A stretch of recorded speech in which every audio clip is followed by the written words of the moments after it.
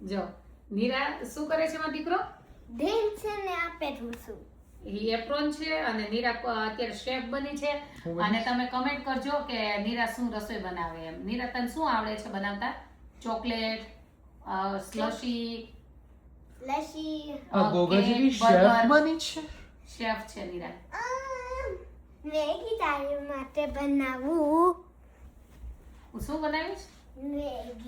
Maggi. નીરાને Maggi આવડે છે. પછી શું આવડે છે?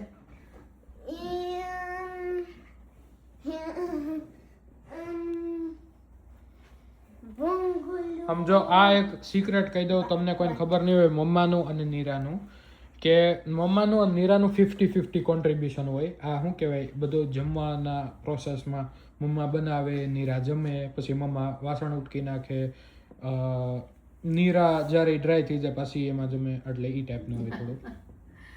નીરા તો મને મોઢે કહી દે. મેં એમ કીધું ને કે નીરા તું મોટી થઈ જાય ત્યારે મને રસોઈ બનાવી દઈશ એમ. એટલે મને શું કહે છે નહીં કે ત્યારે હું તને જોબ કરી દઈશ.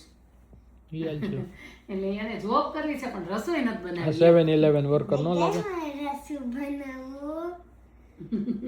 ભાઈ તારા આ એપ્રિલ ઉપર હે બોલ હું રસોઈ બનાવી દઈશ પણ મારી જોબ ડન કરીને આવી લે. અરે મારો દીકરો કેટલો ડાયો. તારે તો એને ઇન્ડિયા લઈને વહી જાવી હતી ને. મારે ઇન્ડિયા લઈને જ વહી જવાનું. રાઈટ માને પાણ ઇન્ડિયા ગમશે ને મારા કાનાને. હા જવું સાચું. હું એ હે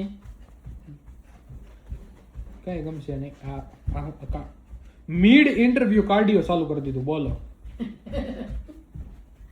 આટલું જમ્પ હું કરી શકું તો થાય.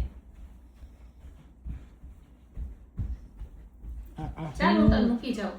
ડોઢિયા મિક્સ જમ્પિંગ જેક્સ આ શું કરે છે? બસ હાલો હું તને મૂકી જાઉં. ક્યાં મૂકી દઉં? તાર ફ્રેન્ડ ના ઘર જવું હોય તો પણ મારે મોડું થાય છે. પણ હા હવે વિડિયો ઉતારો આપણે કે આ જોઈ લ્યો.